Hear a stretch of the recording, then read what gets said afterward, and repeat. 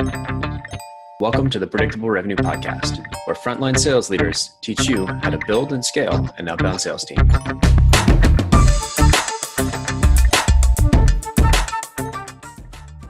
Welcome back to the Predictable Revenue Podcast. I'm your host, Collin Stewart. Today, I'm joined by a marketing and business development lead.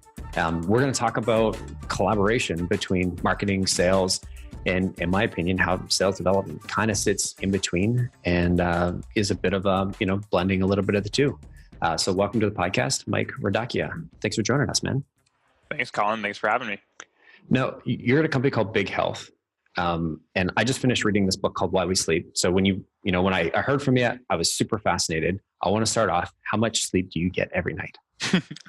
That is a great question. And I actually have tried starting cold calls with that question, which always throws people off, and maybe not the best way to start cold calls, but we know each other. So I will answer your question. So I usually get between 7 and 8 hours per night. And actually, so the National Sleep Foundation recommends that adults get 7 to 9. So I'm getting enough, but on the lower end. Mm-hmm.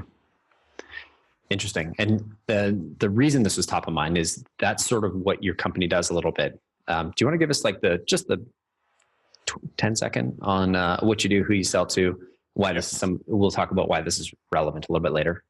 Yep. So the company's Big Health, and we're on a mission to help millions back to good mental health. And the way that we're doing that is with what we call digital medicine. So essentially scalable digital programs for mental health. And our first program is called Sleepio. And it's designed to help people with sleep and insomnia specifically. And so what we're doing with that is actually selling it to employee benefits leaders within the HR function at large companies, usually Fortune 500 companies. And they offer it really as a health benefit for their employees. It's something that like they would pay for providers and pharmaceuticals, but it's a digital program. And so, selling into these large Fortune 500 companies, as you can imagine, and as we've heard on the podcast before, is, these are large deals, like 6 to 7 figure annual recurring revenue, and then really long, complex sales cycles. So multiple decision makers, usually a year-long sales cycle. So a lot goes into acquiring new customers, and outbound is definitely a great way of going about that. Very cool. I think the reason I was really excited by what your company does is I was, when we first talked, I was in the middle of reading Matthew Walker's book called Why We Sleep. He talks about the health benefits of sleeping and the downsides of not getting enough sleep. The TLDR is make sure you get a sleep opportunity of like 7.5 to 8.5 hours of sleep every night, and you'll be a top performing human. And if you don't, cancer and death, I think.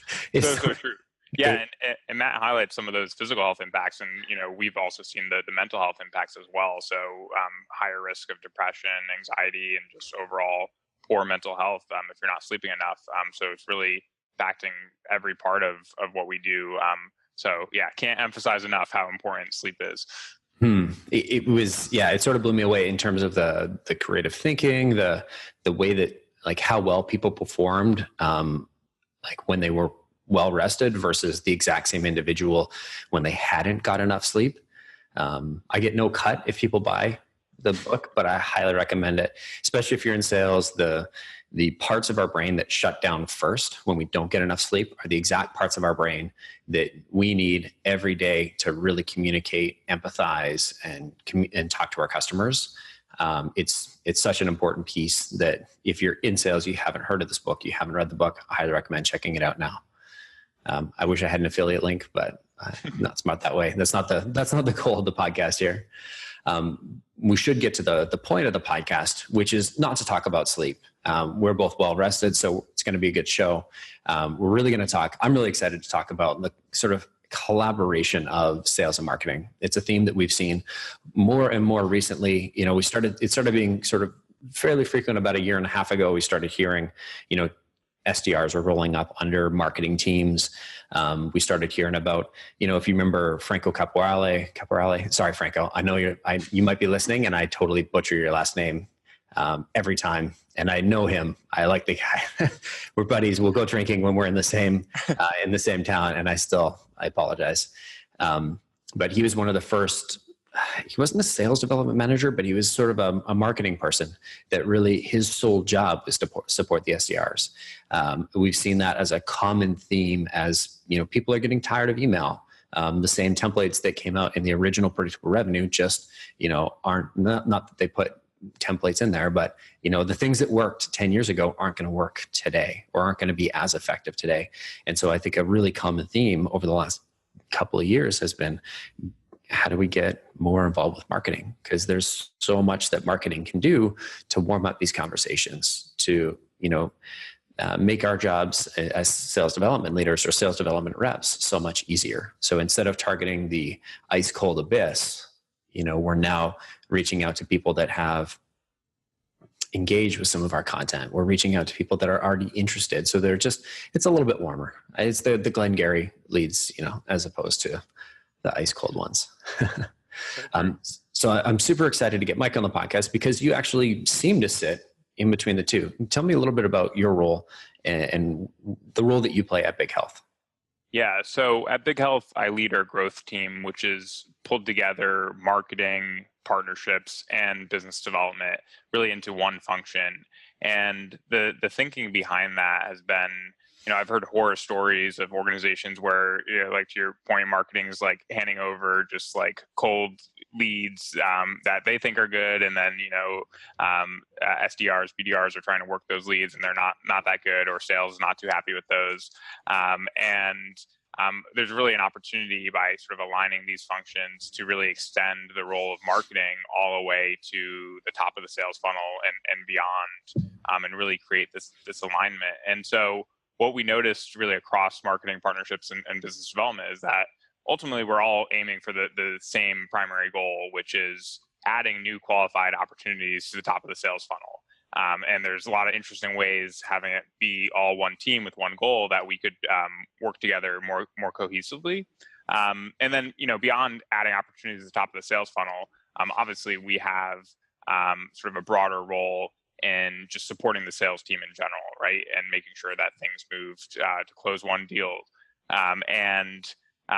That's been interesting as well as we think about extending sort of the traditional role of business development beyond just getting those first meetings set and seeing what we can do to make sure that we're really supporting the sales team, not with just marketing and partnerships, but also on the business development side. So it's definitely been an interesting experiment, I'll say. We're always iterating and learning from our processes, but that's currently how the team is structured. Cool. I'm curious, who do you report to? So I report to our chief commercial officer, who oversees not just my team, but also sales and customer success. Gotcha. So chief commercial, so like a CRO, CCO kind of type. Exactly. Gotcha. So I think that's important. I mean, we talked with Lars Nilsson about sales development needing a seat at the table. And I think rolling up to a title like that gives sort of, in effect, gives you that. Now, do you have, who sits underneath you? Is it the SDRs, or the SDRs, are they on a different team? So yeah, so we call them BDRs at Big Health, and so the BDRs report directly to me, in addition to the marketing folks and partnerships. Pretty flat organization at this point, but we are, as we grow, thinking of adding more structure there. I get excited for a second because I thought you were going to call them BHDRs. Big Health Development Reps. All right, we might need a rebrand. All right. It's like that's a great. Oh no, just BDRs. Okay. Yeah, I mean that'd definitely be a title that you've never heard before. So for anybody that's wondering, are we ever eventually going to get to the content? This is where this is sort of where we make that transition point. I think the couple things that we're going to talk about, really two big ones. We're going to talk about finding the right accounts, how Mike helps his team does that. And then we're going to go into some actual campaigns and talk about, how he's actually, implementing some of these campaigns. We're going to talk about using direct mail, talk about conferences. We're going to talk about mini events that he's doing. And we're going to go into the metrics, some of the outcomes they've generated.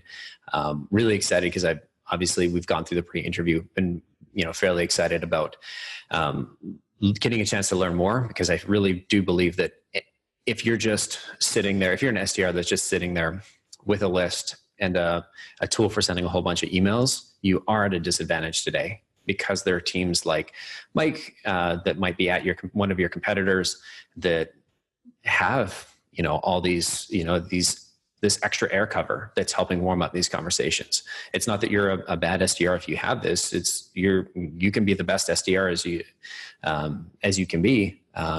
But if you don't have this additional support and coverage from your organization, you're just naturally sort of fighting a bit of an uphill battle.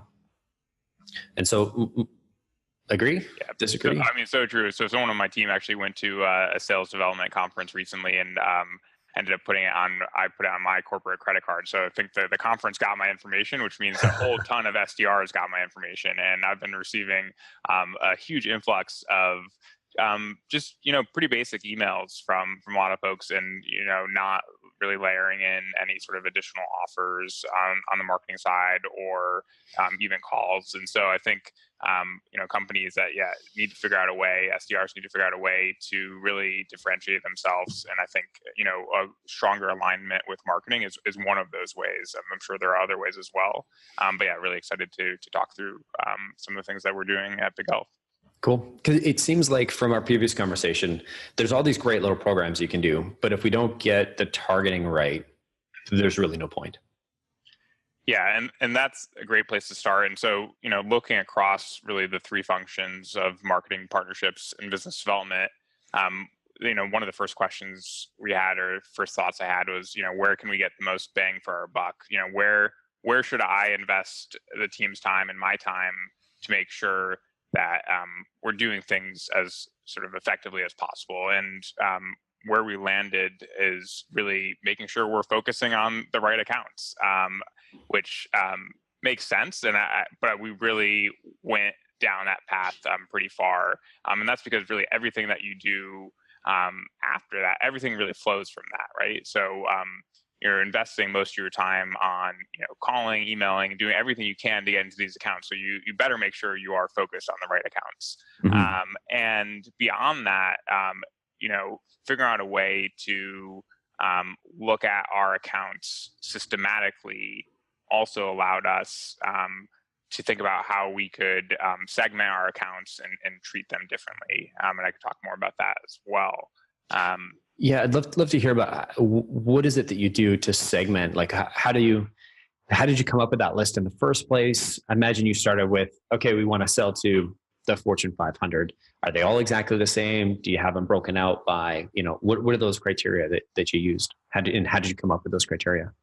Yeah, it's a great question. So, starting out early days, we knew we wanted to sell into large enterprises. We had a couple customers under our belt, and we looked at sort of what properties those companies had, and they were all Fortune 500 companies, and they were investing in sort of the health and well-being of their employees, which is pretty generic at that level. All of those companies do have health and wellness programs, and so we needed to get a little bit more sophisticated. And so, of course, like any good marketer, we have ideal customer profiles, right? And so started thinking about the attributes that make our ideal customer. And I could talk through some of those and actually share my screen on some of that. But one of the things that I've heard from others in marketing is that oftentimes there's a ton of time that goes into developing ideal customer profiles, and you're meeting with your current customers, really building out these nice slides or these sheets, and then they don't really get used or implemented or integrated into people's workflows. So beyond just coming up with ideal customer profiles, we wanted to figure out a way that we could really systematize this and integrate it into how the business development team and the sales team and sales ops and the broader organization really thought about our accounts. And so we actually took the next step and built our ideal customer profiles into sort of a grading algorithm that then we built into Salesforce. Ooh, I like this.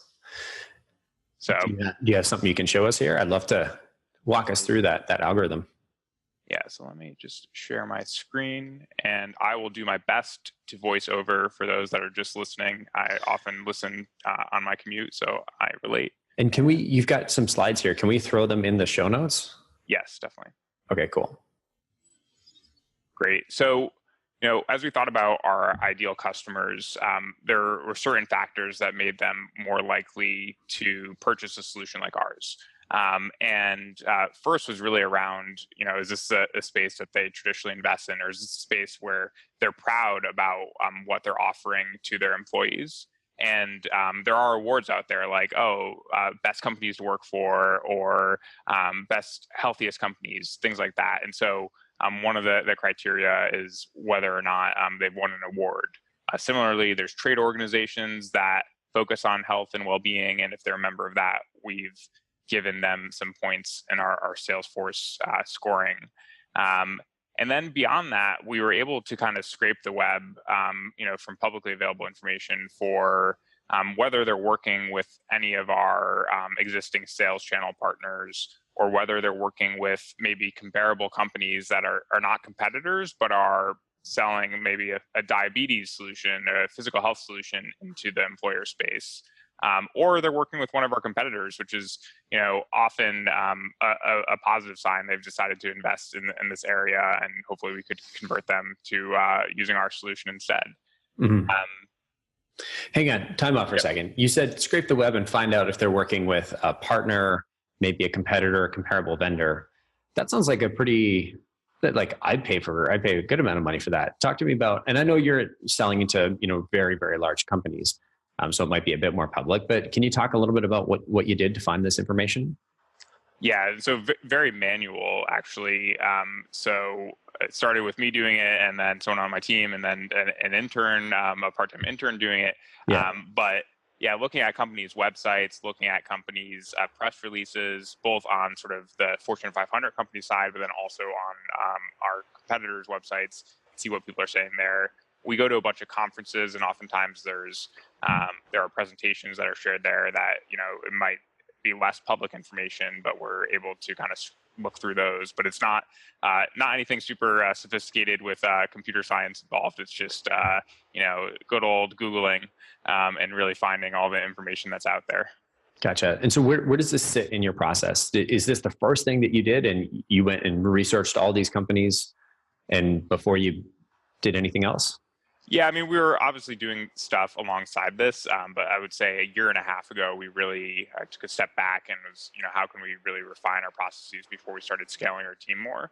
And so we had already at that point had a lot of accounts in our Salesforce from, we had pulled down all the publicly traded companies, we had purchased lists from, all over, and had been to conferences. And, I think we had a pretty good sense of like, all right, these are the, 2,000 largest companies in the US, and our sort of deal size actually scales directly or linearly with the size of the number of employees that a client has. So it's kind of easy for us to find sort of the most sort of valuable opportunities, just the largest companies. So we had a pretty good list of 2,000 companies, and then against those 2,000 companies, we started pulling out these other lists of award winners and working with partners and getting that information into Salesforce about a year and a half ago. And now it's you've got interns or somebody more junior that's doing this? Yep. Yeah, and it's something where now actually the whole team is briefed on it. And so as like we've had sort of a marketing intern do a bunch of the heavy lifting, right, to get most of the information in there. But now the BDRs know that, and the sales team as well knows that this algorithm exists, and everyone's really bought into it. And, as they're learning things at conferences or doing research on accounts on their own, they know to fill out the appropriate fields in Salesforce, and then it automatically updates the grading and score of an account. Cool. So tell me more. The last two things that kind of feed into the account grade are the industry, which, for us is actually less important than I imagine it is for other companies. But it is, we have noticed, some industries have more budget versus less budget for these sorts of things. And then one of the things that was pretty exciting, and I'm not sure actually how much it's actually feeding the algorithm successfully, but we did do, this is where we did some fun computer science like web scraping to actually pull down the stock performance of all the publicly traded companies and look at how they did compared to the S&P 500 over the last 2 years and 5 years. And for us, and I imagine this applies more broadly, is if a company's financial performance is not good, they're likely not making new investments in certain areas, and certainly they're not investing in employee health and well-being. They're often cutting staff at that point, and so at least negative stock performance has been a good indicator of a company is like not being likely to buy. Interesting. And you pipe that into Salesforce? Yeah, and so we pipe that into Salesforce, and so we basically, we're just putting in whether or not they performed well on the stock market or performed poorly, and we have a couple sort of different levels, and so you either get negative points if you're really tracking poorly against the average, or just a little bit of negative points if you're doing just a little bit more poorly, and then same thing on the positive side.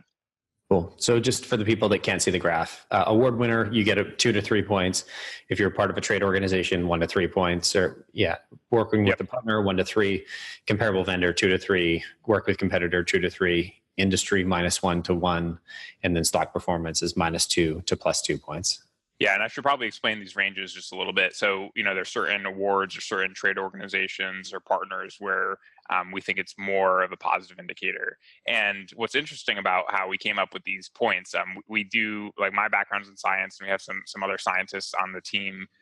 So the original idea was like, oh, let's look at all our historical data and do like a multivariate, like linear regression, and really get super sophisticated around this. And luckily got the good guidance from my manager or chief commercial officer on, hey, let's just see what our intuition, what's our best guess on this. Let's kind of put points against these based on what we've seen and what our gut says, and then see see how right we are. Right, let's grade these accounts and see how that compares to the likelihood of getting an opportunity with them, the likelihood of closing a deal. And so that's what we ended up doing, and turned out our intuition was pretty spot on.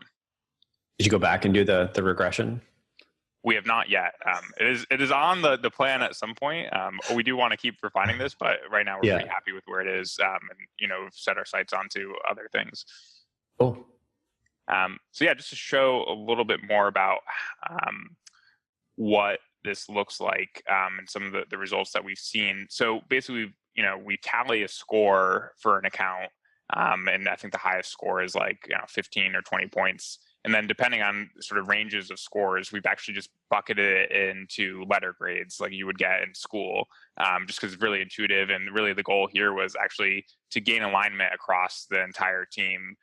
So we're all speaking the same language and we're all focused on the same accounts. And so we have everything from an A+ account all the way to a D account. We don't have any F accounts. We haven't gotten that far yet. But what we're seeing on the screen for those that are just listening is essentially for our A+ accounts that we've had an opportunity. So we've had a qualified first meeting with 73% of our A+ accounts, and there's pretty much a straight linear relationship between the grade of account and how likely we are to be able to set an opportunity with them. So if you have an A account, it's 68%, a B+ account is 50%, and then all the way down to like a C account is like we've only had an opportunity with 13% of those.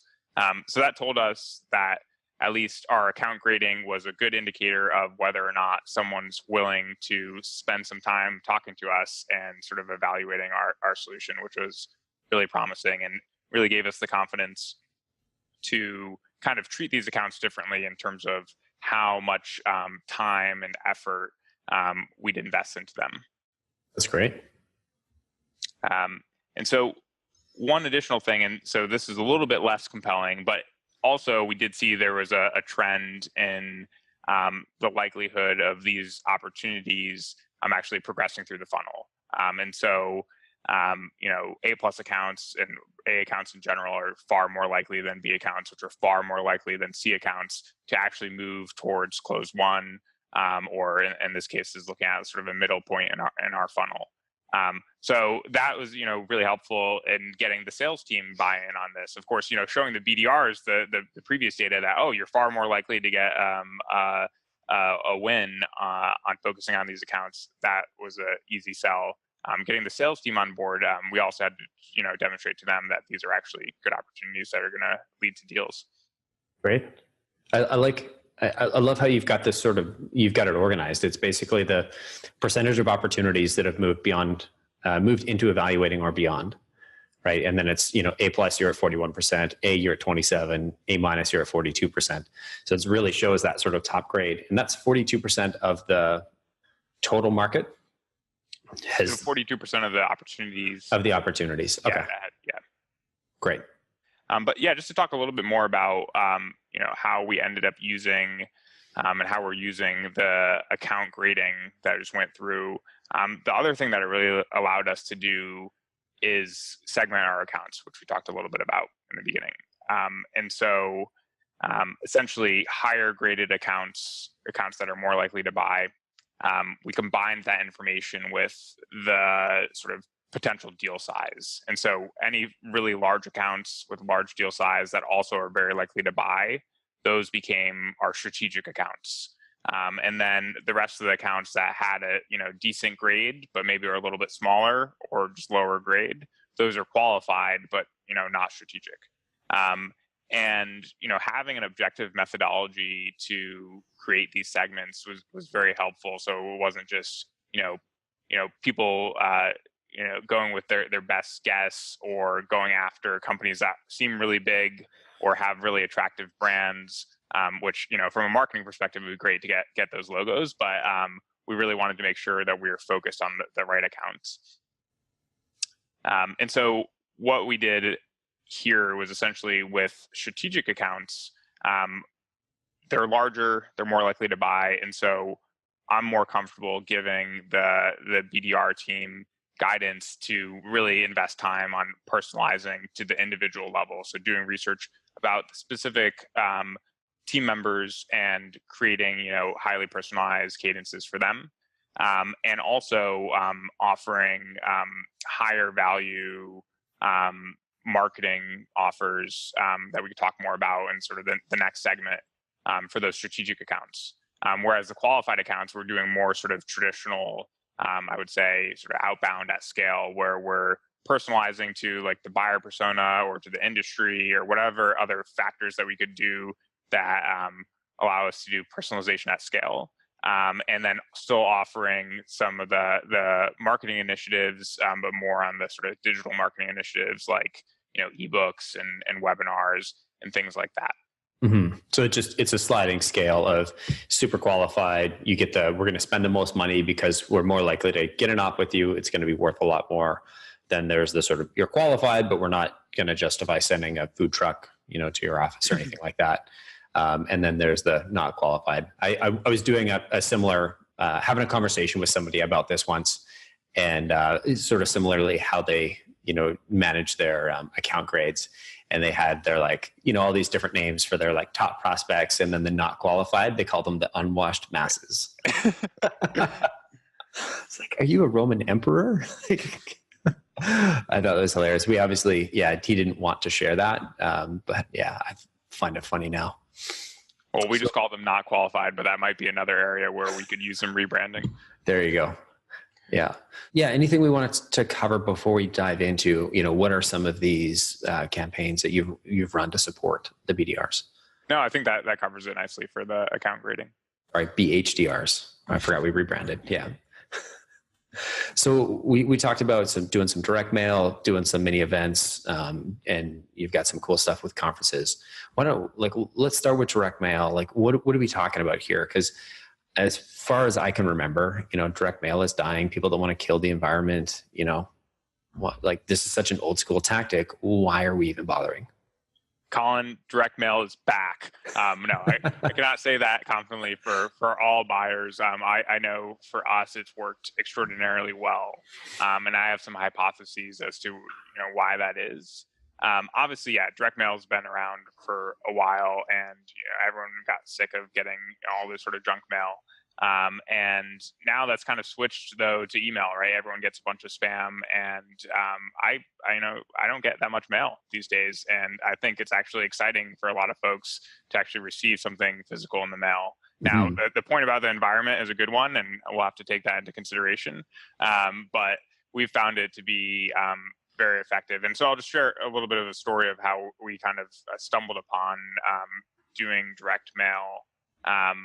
It was at conference probably 4 years ago, right when I started at Big Health, and there was a magazine that had just come out that it was a Scientific American magazine, and the cover article was "The Power of Sleep." So similar to you reading the Matt Walker book, it was a great article talking about all the impacts of sleep.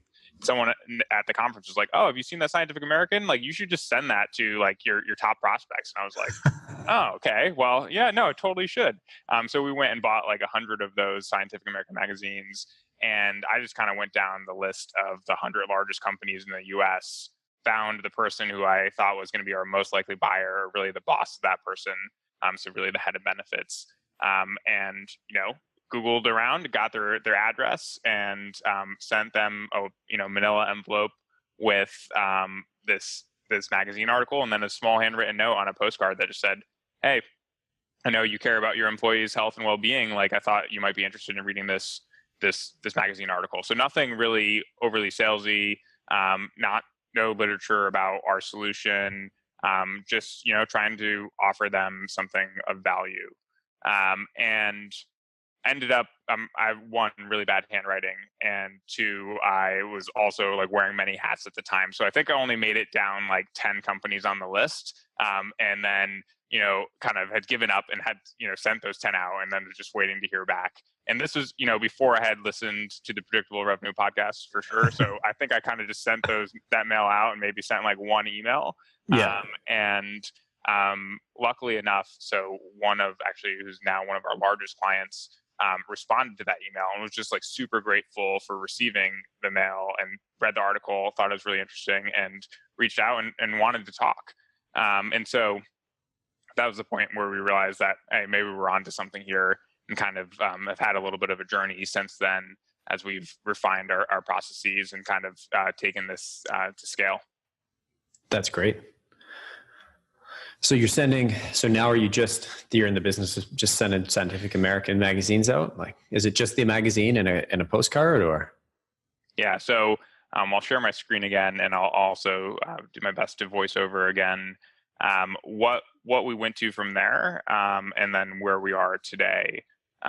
So first, we didn't want to fix what's not broken, so we did continue sending the Scientific American, and we had 100 of them, or maybe actually 500 of them. We bought too many, I think. But anyway, so we would send the Scientific American, and then also sort of a more traditional sales letter, like full one page on Big Health letterhead, with a business card attached, and then it's like a 16-page booklet about our solution. And 16 pages sounds like a lot, but it's mostly like cool graphics and graphs and whatnot. And so, we wanted to make sure that we're still providing something of value that's not just in our own words, but some reputable third party, right, that is talking about why this is a really important area to address. Because really, for us, we're not selling into a competitive market. We're really building a market for sleep solutions for employers. So we really need to do a lot of education on sort of why they should even care. But we wanted to also explain who we were and how we're actually tackling this problem. So we included these other pieces as well. And one of the things that I wanted to highlight here is, so we did send it in a plain manila envelope with handwritten on the outside and like really like poorly placed stamps on it. And that was, I think I had heard from one of our advisors that, in corporate mailrooms, apparently, just like there's a spam filter on email, there's people in the corporate mailrooms that go and they're like, "Oh, that looks like marketing collateral," and just chuck it out. Now, I don't know how true that is, but we wanted to kind of get around that, and similar to sort of, a subject line in email that sort of outside of direct mailer is one, going to be impact whether or not someone opens it or it gets to them in the first place. and also impacts their sort of first impression of us. So we're trying to strike a balance between being on brand, but also kind of getting through that corporate mailroom. And so what you're saying is if it looks too perfect and too like produced without the handwritten and with the stamp and all that, then it's not going to make it through. Yeah. And what's more than that is that, if you put yourself in the shoes of a prospect that's receiving this, we all get sort of, still some junk mail or, branded mail, and you know what it is, and it's not personal. But if you get a piece of mail, there's handwriting on the outside, there's handwriting on, handwritten note on the inside. That someone actually put some effort into sending it to you, and put some thought into it. And so I think that's the other advantage of that approach, is that really their first interaction with you is, oh, wow, this feels personal.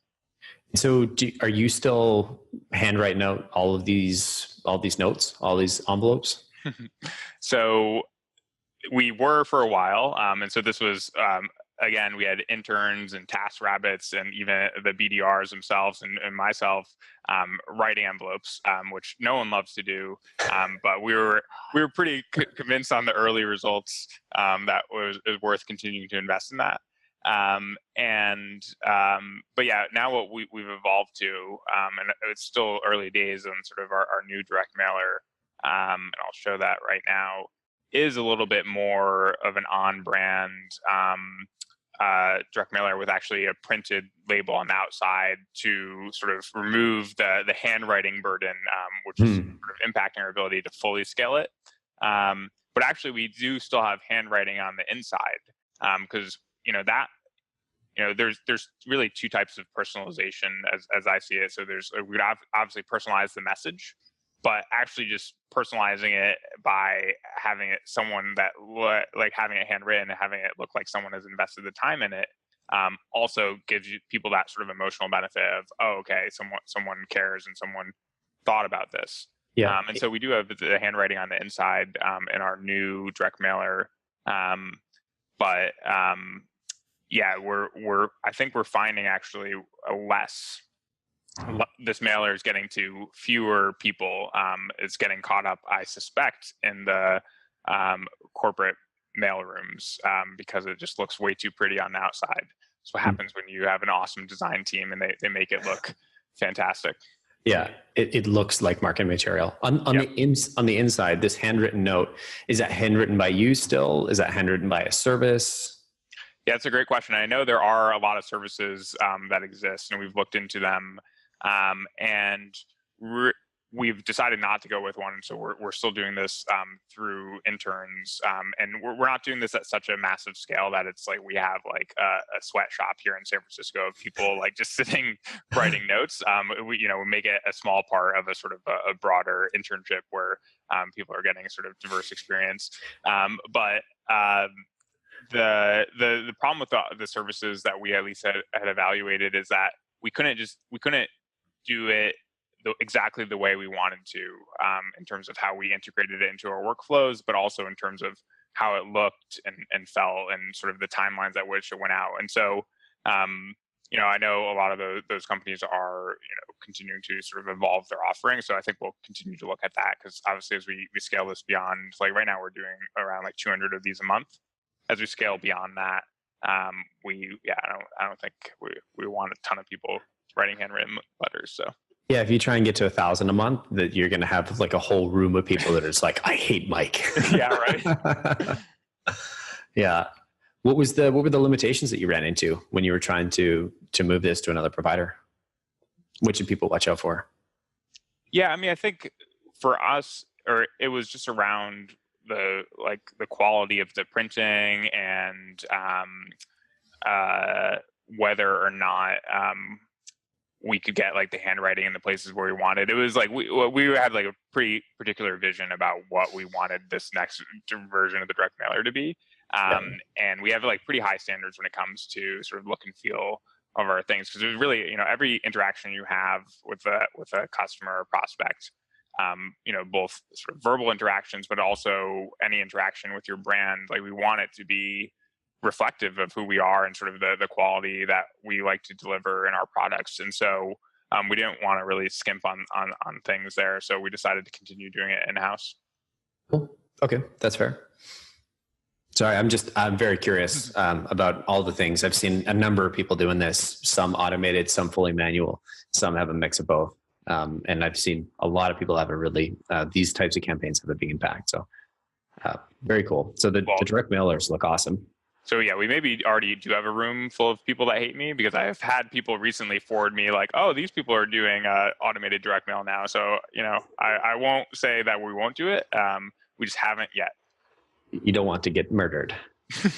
So talk to me about like the cost, because those are some great looking mailers. You're sending out 200 of them. I mean, obviously you're working 6 and 7 figure deals, so it makes sense to spend a bit more. But are you spending hundreds of dollars, tens of dollars, pennies on these? Like, help me understand the scale. Yeah, so the most recent mailer, which has sort of a couple pieces of collateral in there that are different sizes and sort of like higher print quality, costs around $5 each, all in, but not including the labor of all that handwriting, which is not insignificant cost, but it just hasn't been factored in. But it's around $2 and postage to ship it, and the rest is $3 for all the materials. When you're printing them at scale, you could manage that pretty easily. Okay. And so before we jump in, because I want to know what your process is, you send this out. Obviously, the call to action isn't call me. There's probably some more to it, but I just want to. Can you provide like a before and after? Like, what were your response rates like before doing the direct mailer, and then what were your response rates like with the direct mailer? Yeah, so before doing the direct mailer, response rates were around like 10-15%. And then, and we still see that if we do campaigns that don't have any sort of marketing offer included. And that's doing like a full sort of 8-9 touch email and phone and LinkedIn cadence. And with the direct mailer, we see sort of response rates of 30 to 40%. Whoa. So well over double. Yep. Almost more. Okay. So you've got me hooked. I'll spend $5 per prospect to 2x to 3x my response rate. But what's the process look like now? Yeah. So, 2 parts of the process is like, one, how do we integrate this into a broader cadence and messaging? And then really it's like the more logistical is like, how are we getting 200 mailers out the door every month? So I'll start with just the logistical very quickly, because like before we were doing it very manually, and like, we would have all the materials ready, and if a BDR wanted to send it out, they would kind of do the last step of like just kind of putting everything together and getting it out the door. But now we've made it a lot more sophisticated, where we have cadences and sequences in outreach, where you could put in a generic task, and if you put in the right words in that generic task, like direct mailer to, and put in the personalized note you want, that gets pulled into a Salesforce campaign.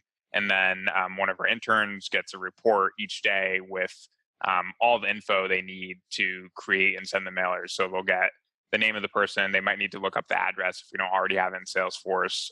And then they have the personalized note.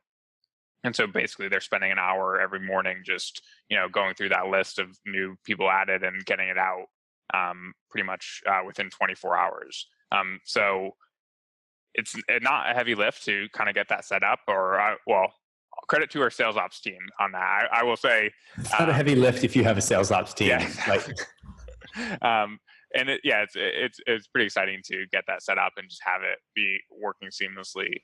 But in terms of how we integrate it with our sort of broader outreach, it's not the first step in our campaign. It's not the last. It's in the middle. And so the reason for that is actually we've noticed that, if we start, a cold outreach campaign, and we, send someone an email, leave them a voicemail, give them maybe another call, we tell them that a direct mailer is on the way, like their ears perk up. They're people are honestly excited to get mail. And again, maybe not everyone, but at least in our market, starting the early messaging with just like, hey, by the way, I know, like maybe a little bit of personalization. I know what you're focused on, and because of that, I've put together some materials and put them in the mail for you. has been really effective. And we sometimes get responses before we've even managed to send the mailer out, right? Because we'll start the cadence and the intern's putting together the mailer and someone's already like, oh, wow, I can't wait, but you have my wrong address, or which often helps. And so that's why we do that beforehand. And then, yeah. Oh, so are you confirming their address in that first email? So not directly. So we are letting them know that in both our first call and our first email that we've sent something to them. And oftentimes, if they do respond, we'll either get their address or at least their location from their email signature, or if they're worried about it and very excited about the mailer, they might point that out to us. Or if we've started a conversation, we might validate that with them. Gotcha. But yeah, then we make sure that we also have, a couple touches after they receive the mailer. And one of the things that I didn't really talk about when I shared our newest version of the mailer is actually each of our BDRs has headshots that we had done that is sort of on the front page of a postcard, and the personalized note is on the back of that. And the reason we did that is, there's so many sort of like automated emails that everyone's getting. And we wanted to really make sure to like humanize ourselves. We are, working really hard to fulfill our mission of helping millions back to good mental health. And we want to make sure that, people don't just really brush our sort of communications off. And so one idea, and again, this is an experiment, was to like put pictures of ourselves, which maybe is too us focused, but we wanted to let people know, who we are and why we're passionate about this. And then it also helps them connect to, like, when we ultimately send a LinkedIn invitation to them, they'll recognize our faces, or if we see them at a conference, that sort of thing. And so that's just another thing that we've done in the new mailer to kind of integrate that with other things we're doing, like the LinkedIn invitations. Right. And okay, cool. It's just one more thing to sort of personalize and humanize the approach a little bit, is putting your pictures in there. Yeah. So we talked about a 40% increase in, a 40% response rate, but a 2 to 3x increase. Like, talk to me about some of the outcomes of these campaigns. Yeah. Why should we be excited? Other than the 40% response rate, I'm already jacked. Like, yes.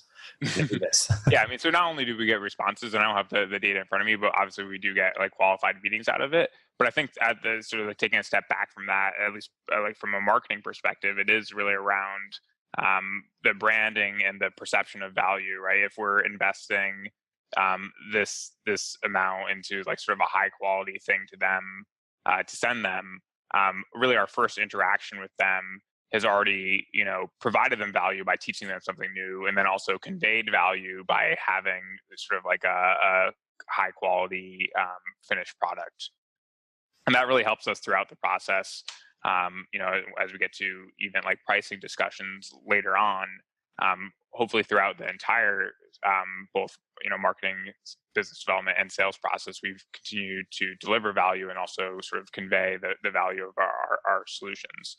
So I think that helps as well. And I think another thing, I mean, and this is more on the anecdotal side, is just, people's reactions to it. So obviously there's that first story I told about how we landed one of our largest clients, but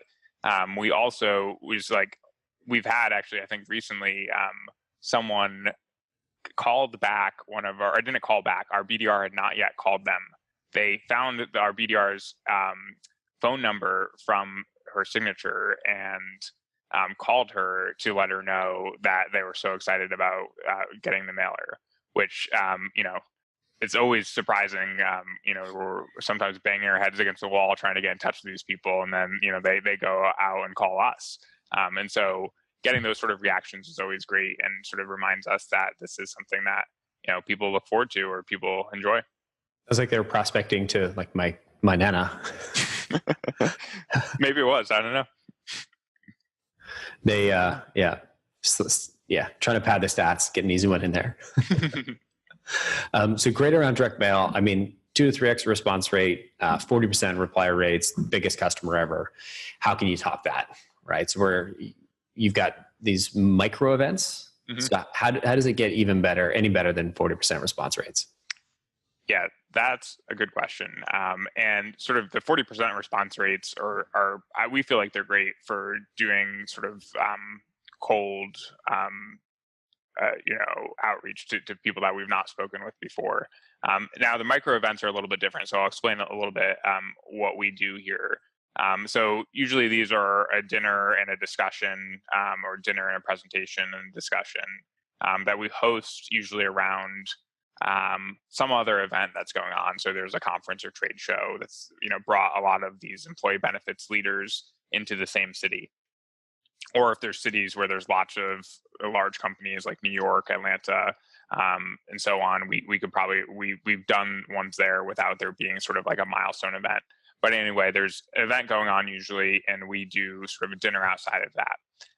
And one of the things we do here is we bring in, our focus is on mental health and sleep, and actually developing sort of like clinically proven products. And so we have a panel of clinical experts that we work with, and we'll bring in one of those clinical experts to provide sort of a brief sort of seminar where people could learn something new about employee mental health and some of the topics that these employers are facing. And then also we have a roundtable discussion. So we kind of open the floor to everyone that's there. And we've heard, from a lot of our prospects and clients that, they don't really have too many opportunities to be hearing from their colleagues and peers and other organizations about what they're doing. So they find this to be sort of extremely valuable opportunity for them to hear what's going on and kind of share their perspective. And so we don't really make it salesy at all. We don't really talk about us, other than the fact that we're the ones hosting it. And really just to try to deliver a really high value experience for everyone in attendance. So yeah, we've probably done now around 12 to 15 of these events. We did 8 events this past spring, and we've kind of like learned and refined our processes around them. What are you spending on an event like this? Yeah, so originally maybe a little bit more than this, but now we've gotten it down to around 5,000 per event, and so pretty much that's just the costs of renting a nice restaurant with a private room and sort of the food and beverage minimum. And really that's the main cost that goes into it. Usually we're in town already for a conference, so those costs go against that. And we'll offer Uber codes for people, but people don't, at least in our industry, don't tend to take advantage of that. They'll just find their way there on their own. And so really the costs are just food and beverage. Gotcha. And then you fly in an expert? Or somebody that's speaking at the conference, or what is that? So yeah, we know clinical experts. So our co-founder is a sort of world-renowned sleep scientist at University of Oxford. So he has quite a broad network, and sometimes we'll be able to find sort of a sleep expert that we know that's in the particular city where we are. Or we'll have to fly someone in. So that will be an added cost. Gotcha. Okay, so a little bit more on top of the 5K. Yep. Okay. What's the most you've spent on one of these? We've had ones that do not sort of fit our sort of normal mold, where it's like a smaller event, but it's like a 40-person event. We actually just launched a new product last week. And so we spent a little bit more on that one. But no, in general, it's around this 5K. Sometimes we're managed to spend less if it's, like 5K is like for a city like New York or San Francisco. We've been able to do it for like 3K in some cities. And so, there's definitely a range, but we try not to spend too much on them. And so the what's the balance of people here, right? I'm assuming clients, you've got some clients, you got some prospects, you've got the advisor, like what's the mix? Yeah, and so this is something that we've really evolved over time. But one of the things that we've kind of held true to is, if we're going to get a room of 15 people together, and we don't know some of the people, we want to make sure there's at least a good foundation of friendlies or like our current clients, people that we know are going to contribute to a good discussion. Hopefully, people that are fans of us and the work that we do, but that's not a requirement.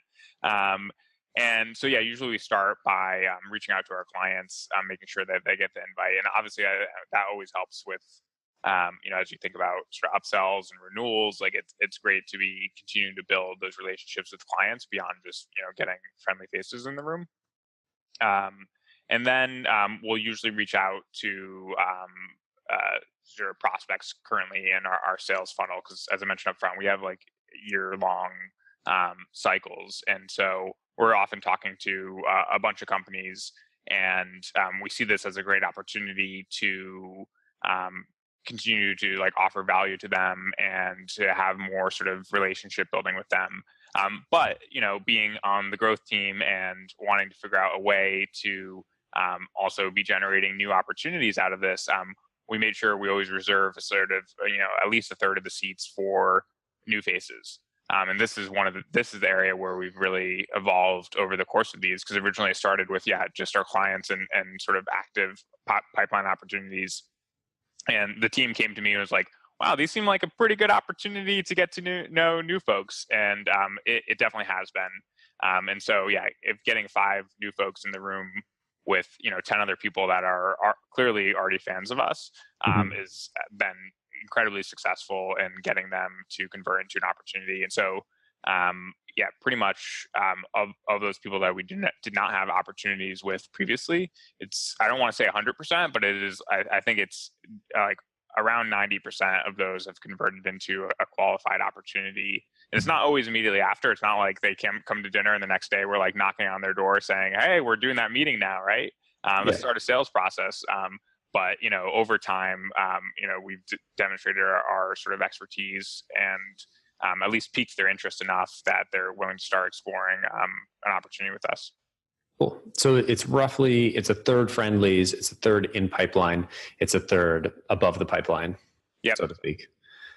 And so let's talk about some of the metrics and the outcomes here. You sort of hinted at a couple, but how do you measure success? Yeah. So, I mean, one of the first things is just making sure people actually come to the event, because we do invest not just money, but time into making this happen. And so one of our metrics is just what's the RSVP to actual attendance rate. And this is really an entire team effort. So, marketing is, providing sort of reminders to the BDRs and customer success managers and sales team, and giving them sort of email copy, and even giving them sometimes print invites, or we do at least calendar invites, and sort of evites we've done, Uber codes, everything to kind of like not just get people to say, yes, I'm coming to this dinner, but if we don't know them that well, like we need to make sure that they don't at the last minute be like, oh, I just traveled to a new city and I had a long day at a conference, I'm not going to come to this dinner. So that's something we care a lot about, because we want to make sure that people actually show up. So one of our goals is the RSVP to actual attendance rate. And usually, we're actually more recently is sort of like over 90%, but in general, like over 80%, which I think is pretty good, especially since we have people that like we've never spoken to before. And so they were like, oh, a free event, that sounds great. And then they don't come at the last minute. But so that's one of the things we care about. The other, as I mentioned, is whether these sort of new faces convert into an opportunity, and that's really high. It's around 90%. And then, as you think about the people that are currently in the funnel, which of these actually convert into a closed deal? And we notice it is higher for those that do come to our dinners than those that don't come to our dinners. And here is sort of a little like tricky territory in terms of sort of cause and effect. So I can't say definitively if you come to our dinner, we convince you so much that we're such experts on this that you're going to want to close the deal with us. Because there also could be sort of it could be the other way around, right? Where people that are already really excited about working with us decide to come to these dinners, or any other number of factors. But we do know there's at least a correlation between closed deals and people that decide to come to our micro events. Very cool. And so how much more likely are they, did you say? So yeah, they're 50% more likely. 50% higher close rate. Man. So we've talked about how to get more people into the pipeline. Now we're talking about how to get more people from that pipeline to close. I love how you sort of stack these. I'm excited to hear we got one last one, and then we got our surprise segment that I haven't told Mike what it's all about. But what is this last little segment here, or the last sort of channel? Yeah, and so I don't know how common this is in other industries, but one of the things, when we do conferences and trade shows, is sometimes they'll offer us free passes or discounted passes for getting the actual buyers to the conference, right? So if we invite our clients or prospects, get them to actually come to the conference, they'll get a free pass. And this is an area where we've, again, sort of like really systematized this, and every time we these free passes are sort of given out to us and we have the opportunity to give them to prospects, we want to make sure that we're the first person. Like there's a bunch, 20 other vendors that have also received these. We want to make sure we're the first person offering this to people, and are doing it not in a sort of hyper generic scale way where maybe the conference gives you like suggested email copy, and I'll see that people just send that out, like just blast that out.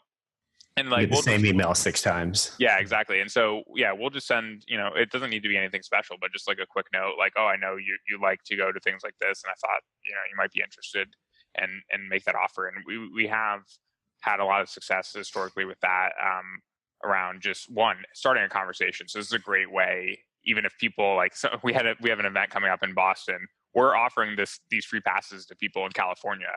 And that might seem at first like, whoa, that's like not personalized at all. But we'll be like, hey, I know you're in California. You've maybe sometimes make it out to the East Coast because your company has a location out there. And so I thought I'd let you know. And like, we have no expectation that they'll actually go, but making that offer to someone, providing something of value to someone, even if they say no, one, starts a conversation. And then two, at least sort of creates that sort of, and we had talked about this before, Collin, is the Cialdini's sort of rule of reciprocity. It creates that sort of like, oh, wow, they've given me something, or they've tried to give me something. Maybe I'll give them something back, right? Or give them some of my time. And so we found that to be really great, sort of just like offering something of value to people, whether or not they're going to say yes to it. I love that, because it's something that almost every conference that you sponsor will give you these codes, and they give you this generic marketing copy that says, oh, hey, blast this out to your list and hopefully we'll get some extras. But you're actually taking that and using that to increase your response rates and get more of these qualified people to the event, which is sort of win-win. Makes you look good with because you're a sponsor that's really contributing, but also you saved the prospect 30-40%. And if you save them, now you that money, and they end up buying that ticket, they're, I'd say, more likely to connect with you while you're at the event.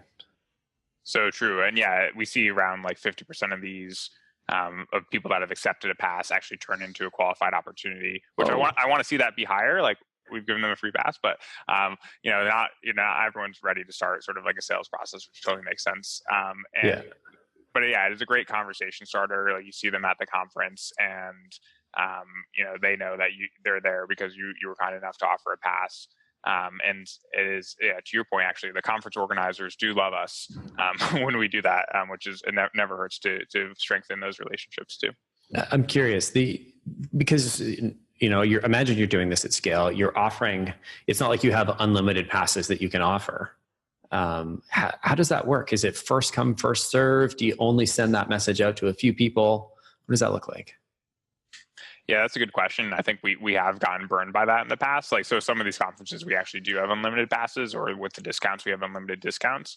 But in some cases, we only have like 5 free passes. And there, we've learned, similar to the mental health roundtables, which is our micro events, what we call our micro events, that we kind of do in a staged approach, right? Where we take the sort of highest priority prospects in this case, and we know they're not all going to say yes. And so if we have 5 free passes, maybe we'll email 15 of them, because, time is of the essence. We don't want to do like 5 at a time, but we'll do some multiple of that, just knowing the sort of typical response rate, and then give it a week. And if we don't hear from them, then we move on to the next 15. And then that way, if any of the original cohort gets back to us and they say yes, it's sort of like, well, no, it's been a week and we've already given it out, which is never a bad thing either. Like, we made the gesture, and we also show that we're in high demand. So I think we've kind of figured out how to not get burned on just blasting a bunch of people and then not having the actual goods. And your 50% acceptance, the stat, 50% acceptance of people that accept. turn into qualified ops. Is that accept the free pass or the discount or both? Most of these are free passes, so I'll say of accept the free pass. Gotcha. So a little bit of a lower rate on the discount. Yeah, I mean, people just don't accept the discounts as much. Because I think, yeah, I mean, I think they know that they could get those discounts, and they're probably getting those from everyone. And so there's less. It's like less clear to us whether or not they've actually used our discount code, whereas like the free passes are usually a different sort of process. That's fair. That's fair. What have you seen the response rates been to these types of campaigns? So similar to the direct mailers, so we do see much higher response rate. So usually like a 30 to 40 response rate. And, you know, honestly, sometimes it's an email that just says no. So this is not just the positive response rate, but it is, it's interesting. Like a positive response here, we classify as like, they could be saying no to the pass, but if they say something else of sort of like, oh, this is interesting more broadly, or, you know, thank you for offering, or things like that, we count that as a positive response because it's starting a conversation and, you know, gives us an opportunity to, you know, take it from there. Perfect. So we started off with how do we get 40% response rates? 40% response rates. Yeah, you're 2 to 3xing. Then we talked about how we're going to get, you know, more of those opportunities that are in pipeline moving to that close stage. And then we came full circle back to 30 to 40% response rates. I know lots of people that'd be dying for those. Mike, I've really enjoyed the conversation today. Can't thank you enough for coming on. I'm not going to let you off the hook without telling you what the surprise segment is. Before I do, actually, I want to ask you, somebody suggested this to me, and I think it's a great idea. I'm wondering what your favorite interview question is for when you talk to salespeople or when you're interviewing salespeople. Interesting. So yeah, one of my favorite questions is actually, what are your questions for me? And the reason for this is I think this is actually true across roles. I actually just had an interview right before this, is just like intellectual curiosity, or just curiosity in general, is so important to usually if someone's learning a new market and really is learning our audience and learning our product and all those sort of things. And so if someone, you know, if I ask what questions they have, and they have a bunch of very tactical questions about sort of pay, and like there's definitely a time and place for those questions, but you know, if it's initial conversations, I want to see that people have a lot of curiosity about what we're doing, sort of the role, and I find that a great way of assessing sort of someone's curiosity, and I just think that's an incredibly important attribute for sort of high achievers to have. Very cool. I'm always a big fan of trying to pick up little pieces along the way, like different questions. I love the context behind all the different questions and how they can ask. It really sort of shows what their research level has been. One that I haven't shared yet is, and I just sort of picked this up from our VP of sales. She likes asking, what did you do? How did you prepare for this interview? That's a critical one. I heard her ask that today. I was like, I haven't actually asked that before. I thought it was a really great one. Got to see their process and see how good of a job they actually did, or how not good of a job. Did they find this podcast and find out how evil we are when we interview people and all the hoops we're going to make them jump through? Well, yeah, now that I've given away my best interview question, which is not a question at all, I fully expect candidates to come in having done that research. So they got to find it, man. Yeah. Cool. So we want to wrap with one of my favorites. We call it the surprise segment. And I did promise you an opportunity to pitch Big Health and Sleepio. And we're going to do it in the most salesy way possible. You're going to cold call me. Awesome. Do a little role play. Sounds good. Put on whatever costume you're comfortable in. Well, I'll pick up my phone. So that is what I'm most comfortable with. Cool. All right. So I'll go ring, ring, and then you know the drill. All right. Ring, ring. Hi, this is Collin. Hey, Collin. This is Mike from Big Health. How are you doing today? Mike, I'm really busy. Just stepping into a meeting. Well, Collin, I know we don't know each other, but if I could have 30 seconds of your time, can I just explain who I am and why I'm calling? I'm starting the timer now. All right. 30 seconds on the clock. So as I mentioned, I'm with Big Health, and what we're doing is helping benefits professionals like you improve employee mental health using a really engaging and accessible digital sleep solution. So is mental health something that you're focused on at your organization? Yes, we're growing, but it's not top of the priority list. So, where is it on your priority list? Number 2. Well, Collin, I would love the opportunity just to share a little bit more about what some other employers in the space are doing and why it's their number 1 priority. So how does that sound? Do you have 15 minutes at some point? It sounds interesting, but I just don't see how sleep is really going to help improve performance. And what we're really focused on is really giving our team better benefits overall, right? And we all know insurance costs so much, so I don't think we have really budget to invest in anything like this. Well, so a lot of our clients like Comcast and Google, they have a lot of the same concerns as you just pointed out, and they've actually found that sleep is a really effective way and really engaging way to improve employee productivity. It's something that everyone is really kind of excited to get more of, right? I don't know about you, but sleep is one of my favorite activities, I think it's a great way to improve productivity. Okay, fine. I'll take the call. All right, let's do it. Thanks for coming on the show, Mike. This has been fun. All right, thanks so much for having me, Collin. If anybody has sleep or marketing or micro event questions, what's the easiest way for them to get in touch with you? Yeah, so they can just find me on LinkedIn, Mike Radocchia. I think I'm the only one. So Radocchia. Correct. Perfect. Awesome. All right. Thanks again, Mike. Thanks, Collin. See ya. Bye.